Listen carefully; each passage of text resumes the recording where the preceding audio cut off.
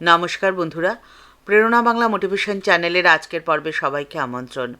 আশা করি সকলে ভালো আছেন, সুস্থ আছেন। যাদের আপনি আপন ভাবছেন তারা ঠিক কতটা আপনার আপন আপনি জানতে পারবেন মাত্র 3টি উপায়ে। কী সেই 3টি পথ? আজকের পর্বে সেই নিয়েই কিছু কথা আপনাদের সাথে শেয়ার করে নেব, তাই ভিডিওর শেষ পর্যন্ত থাকার অনুরোধ রইল। আর এই ভিডিওর উপস্থাপনা যদি আপনার ভালো লাগে তাহলে তা অনেকের মধ্যে শেয়ার করে দেবেন। এই সংসারে কে আপন, এই প্রশ্নটা যে বড্ড গোলমেলে। আপন মানুষ খোঁজা ঠিক যেন খ্যাপা খুঁজে ফেরে পরশ পাথরের মতোই। যাকে আপনি আপন মনে করে দীর্ঘ পথ চললেন, কাটালেন অনেক সুখের মুহূর্ত।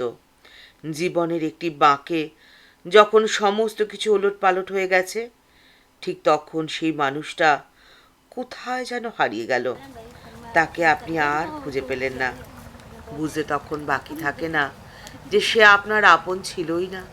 আপনার জীবনের কঠিন সময় হাত বাড়িয়ে দিল সেই মানুষ যাকে আপনি কোনোদিনও আপন ভাবেননি। আপন ভেবে যাকে আপনি আপনার পাশে কোনো দিনও স্থান দেননি, সেই আপনার আপন হয়ে উঠল। তাই জীবনে চলার পথে আপন মানুষ চিনে নেওয়া বড্ড প্রয়োজন। আপন মানুষ চিনে নেওয়ার রয়েছে মাত্র 3টি পথ। সেই পথের কথাই রইল আজকের পর্বে। প্রথম, আপনি তাদের থেকে সাবধান হবেন যারা খুব মিষ্টি মিষ্টি কথা বলে। মিষ্টি মুখের মিথ্যে বেশি হয়, আর যারা মিথ্যেবাদী হয় তাদের হাসি বেশি হয়। অর্থাৎ তারা কারণে অকারণে হাসে। হাসিটা হলো তাদের একটি অস্ত্র, তাদের সত্যকে গোপন করার অস্ত্র। এই ধরনের মানুষদের থেকে আপনি সবসময় সতর্ক থাকবেন। এই ধরনের মানুষেরা কখনো কারো আপন হতে পারে না, কারণ তারা মিথ্যের পথে চলছে। জীবনে চলার পথে সদা সর্বদা সত্যকে যারা গ্রহণ করে তারাই তো সুন্দরের স্পর্শ পায়। দ্বিতীয়, যে প্রকৃতির মানুষ কখনো কারো আপন হতে পারে না তারা হলো স্বার্থ সন্ধানী মানুষ, যারা শুধুমাত্র নিজেরটুকু বোঝে আর অন্য কারোর কোনো বিষয় যাদের বিন্দুমাত্র মাথা ব্যথা নেই। এই ধরনের মানুষদের থেকে আপনাকে সাবধান হতে হবে। স্বার্থ সন্ধানী মানুষ শুধুমাত্র আত্মসুখী হতে জানে, সোনার হরিণের পেছনে সুখের সন্ধানে ছুটে বেড়ায়। তারা কখনো কারো আপন হতে পারে না। যতই তারা সুখের পেছনে ছুটুক না কেন, সুখ পাখি তাদের জীবনে আর ধরা দেয় না। তাদের মনে উচ্চাকাঙ্ক্ষা থাকে। তারা মনে করে বড় শিল্পী, ডাক্তার, ইঞ্জিনিয়ার ইত্যাদি হলেই বোধহয় জীবনের সমস্ত সুখ তারা পাবে। কিন্তু বাস্তব ক্ষেত্রে দেখা যায় যে তাদের পরিকল্পনা মতো তারা সেই সব স্থানে পৌঁছেও তারা থাকে অতৃপ্ত। যে সুখের সন্ধানে তারা ছুটে বেরিয়েছিল সেই সব সুখের সরঞ্জাম তাদের কাছে মজুদ, কিন্তু তবুও তারা অসুখী, তবুও তারা অতৃপ্ত। এই অসুখী অতৃপ্ত মন নিয়ে কখনো কারো আপন তারা হতে পারবে না। এর থেকে পরিত্রাণের উপায় রয়েছে ঠাকুরের বাণীতে।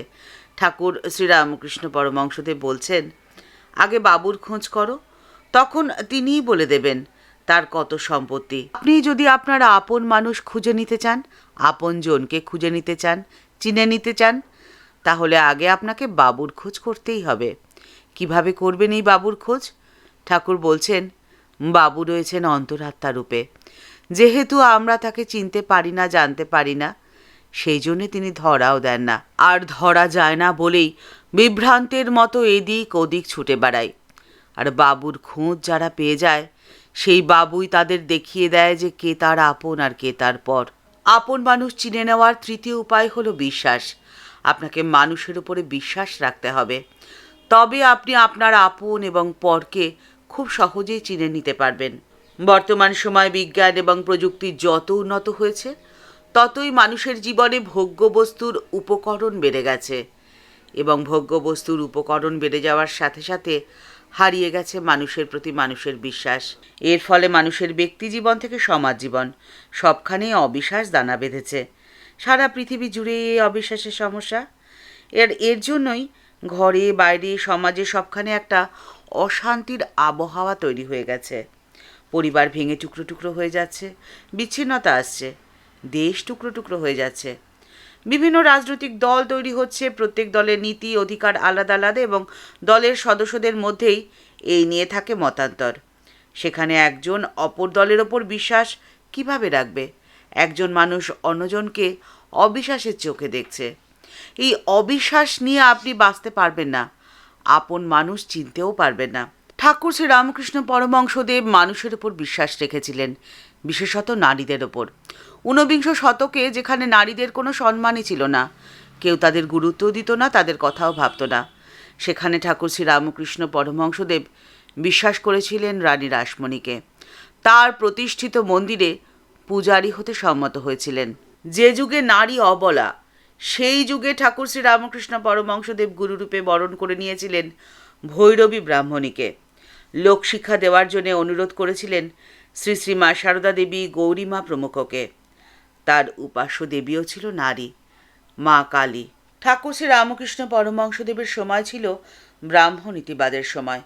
সেই সময় ঈশ্বরচন্দ্র বিদ্যাসাগর, শিবনাথ শাস্ত্রী, কেশবচন্দ্র সেন, রামানন্দ চট্টোপাধ্যায় সহ সমাজের সাধারণ মানুষও রঙ্গমঞ্চের অভিনেতা অভিনেত্রীদের ঘৃণার চোখে দেখতেন, তাদের চরিত্রের প্রতি আঙ্গুল তুলে সন্দেহ প্রকাশ করতেন।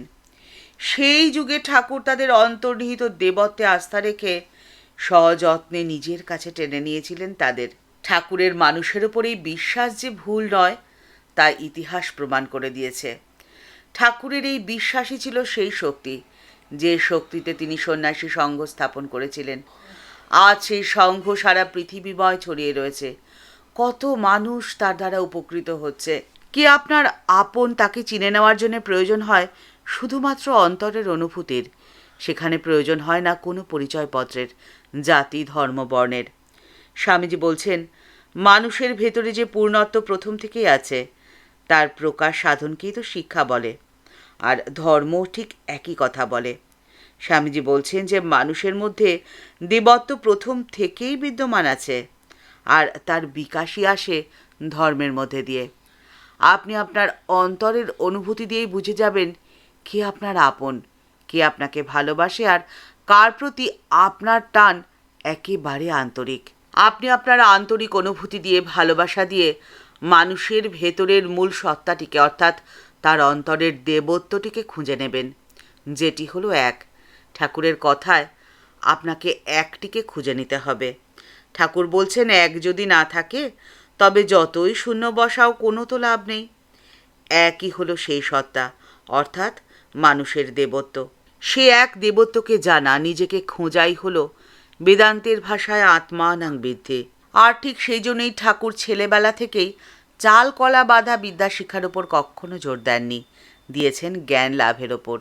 আপনার জ্ঞান চক্ষু উন্মিলনের মধ্যে দিয়ে আপনি খুঁজে পান আপনার আপনজনকে। ঠাকুরের কাছে এই প্রার্থনা করে আজকের পর্ব এই পর্যন্তই। দেখা হচ্ছে পরের পর্বে। আজকের পর্বের উপস্থাপনা যদি আপনাদের ভালো লেগে থাকে তাহলে তা কমেন্টস বক্সের মধ্যে জানালে ভালো লাগবে। এই ছোট চ্যানেলকে ভালোবেসে যারা আপন করে নিয়েছেন তাদের জানাই ভালোবাসা, শ্রদ্ধার প্রণাম। আর যারা এখনও এই চ্যানেলটি সাবস্ক্রাইব করেনি তাদের কাছে বিনীত অনুরোধ রইল এই চ্যানেলটি সাবস্ক্রাইব করে বেল বাটনটা ক্লিক করে দিয়ে অল বাটনটিতে ক্লিক করে দেওয়ার জন্যে। তাহলে এই চ্যানেলে ভিডিও আপলোড হওয়ার সাথে সাথেই আপনার কাছে নোটিফিকেশান চলে যাবে। সবাই ভালো থাকবেন, সুস্থ থাকবেন। দেখা হচ্ছে পরের পর্বে। নমস্কার।